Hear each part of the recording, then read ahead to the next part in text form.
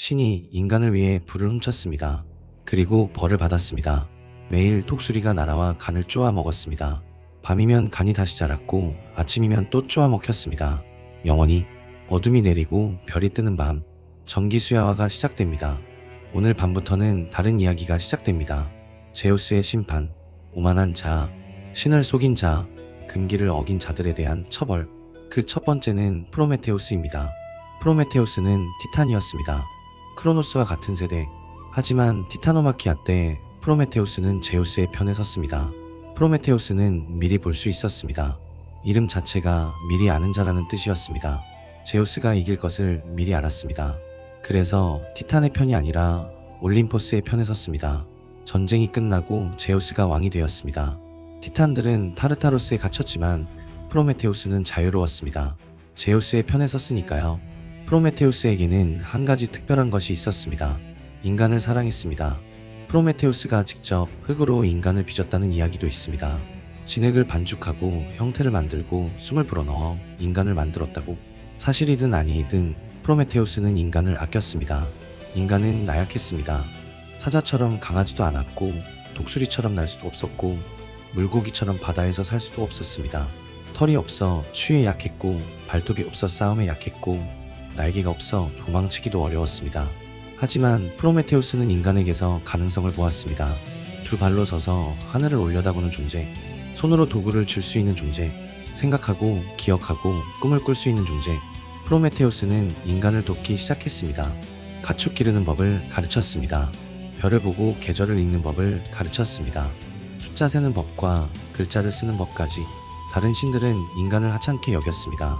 제물을 바치는 존재, 기도를 올리는 존재, 신들을 섬기기 위해 만들어진 존재. 하지만 프로메테우스는 달랐습니다. 인간이 추위에 떨면 마음이 아팠습니다. 인간이 어둠을 두려워하면 안타까웠습니다. 인간이 짐승에게 잡아먹히면 분노했습니다. 그러던 어느 날 메코네에서 사건이 터졌습니다. 신과 인간이 함께 모여 소 한 마리를 나누는 연회가 열렸습니다. 재물을 어떻게 나눌 것인가?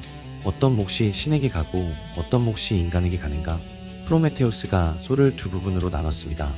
한쪽에는 살코기와 내장을 넣고 위에 소의 위장으로 덮었습니다. 보기에 역겹고 초라해 보였습니다. 다른 한쪽에는 뼈만 넣고 위에 하얀 기름으로 덮었습니다. 보기에 풍성하고 기름지게 보였습니다. 프로메테우스가 제우스에게 말했습니다. 올림포스의 왕이시여, 먼저 고르십시오.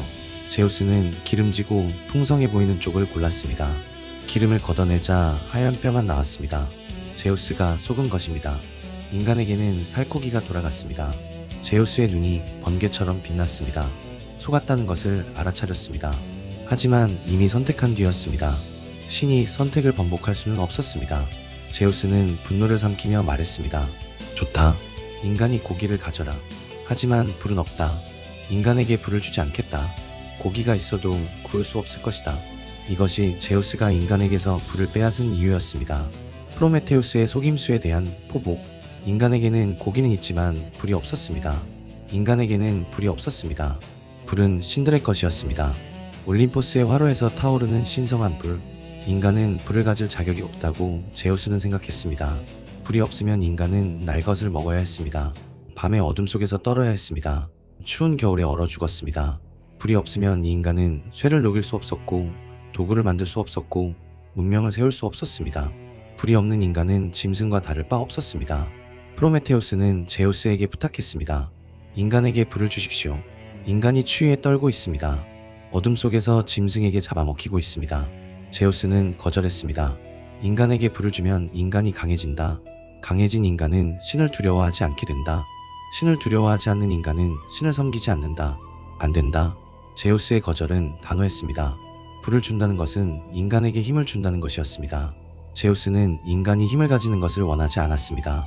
약한 인간이 신을 섬기는 인간이 제우스에게 필요한 인간이었습니다. 프로메테우스는 물러나지 않았습니다. 부탁이 안 되면 직접 하기로 했습니다.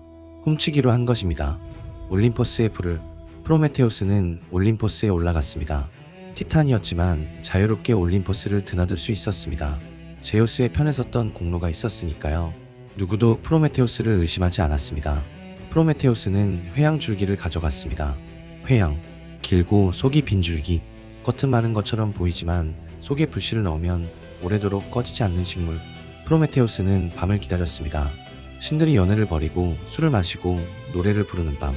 아무도 대장간을 신경 쓰지 않는 밤. 프로메테우스는 헤파이스토스의 대장간으로 갔습니다. 대장간에서 화로의 불이 타오르고 있었습니다.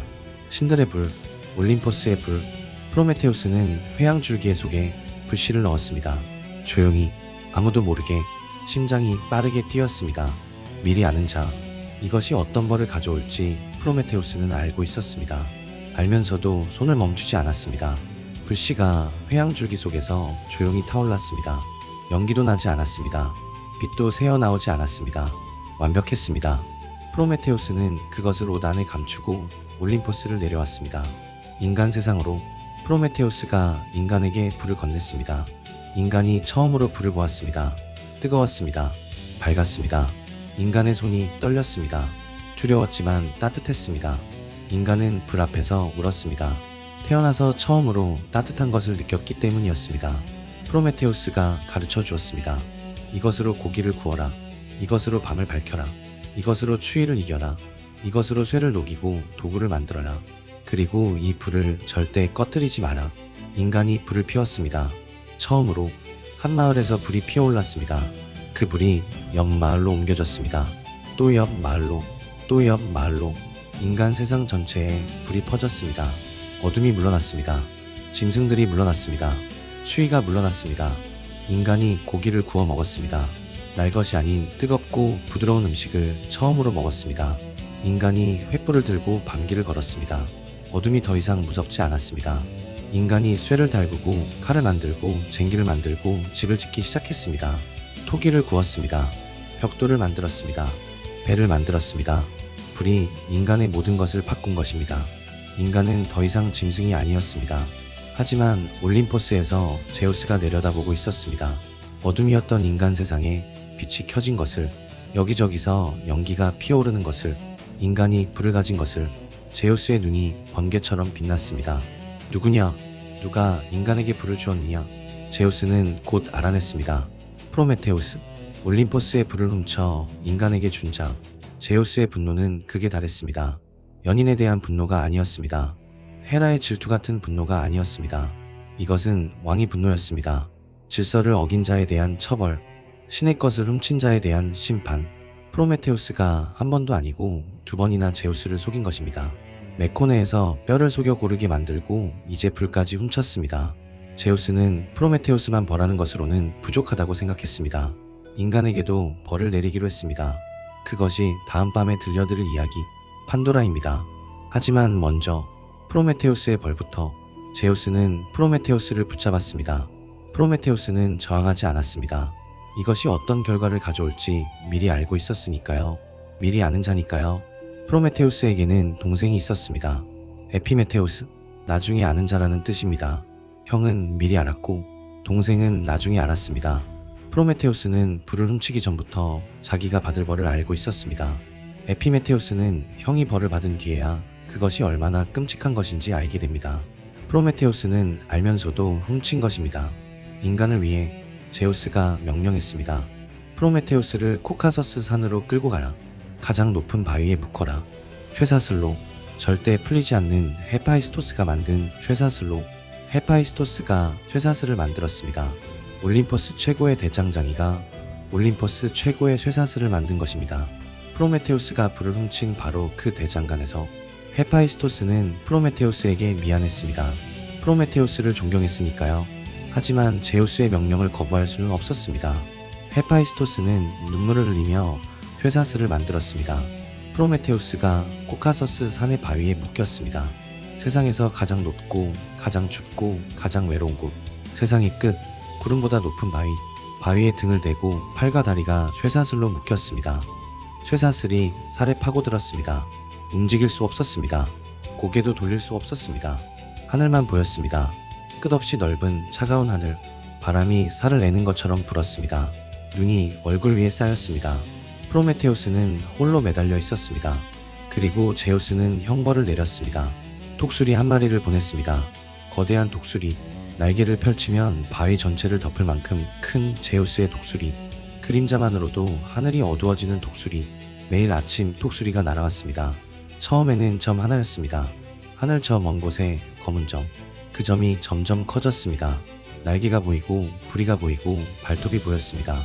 프로메테우스는 그것을 지켜볼 수밖에 없었습니다. 고개를 돌릴 수 없었으니까요.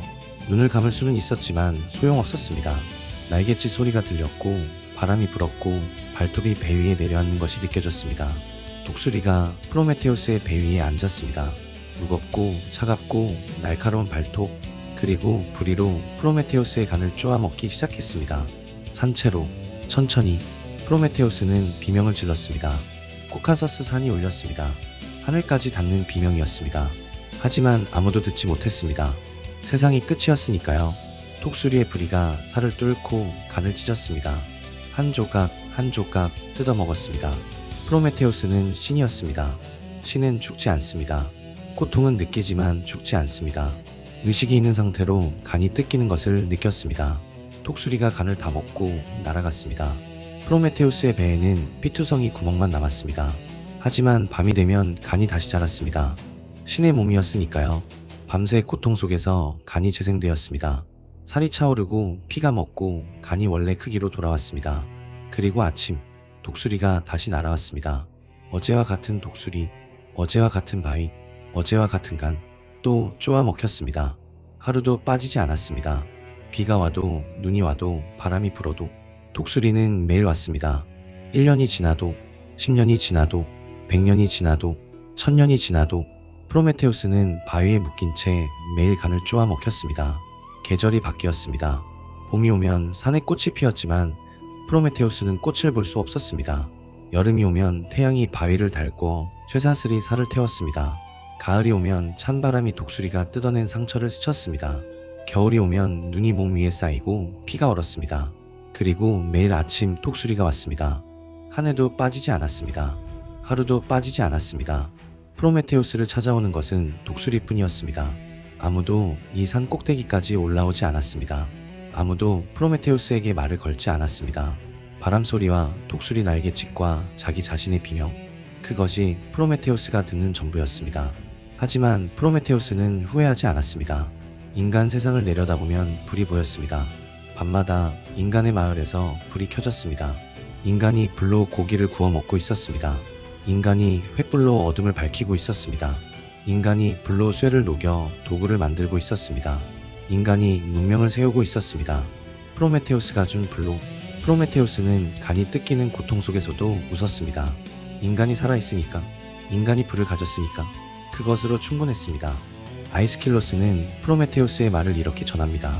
나는 알면서 했다. 알면서 잘못을 저질렀다. 인간을 돕겠다고 스스로 선택했다. 이 고통은 내가 선택한 것이다. 미리 아는 자, 벌을 알면서도 훔친 자, 인간을 위해 영원한 고통을 선택한 자, 프로메테우스. 오늘 밤 정기수야와는 여기까지입니다. 구독과 좋아요는 정기수에게 큰 힘이 됩니다. 알림을 켜두는 것도 잊지 마십시오. 안녕히 주무십시오.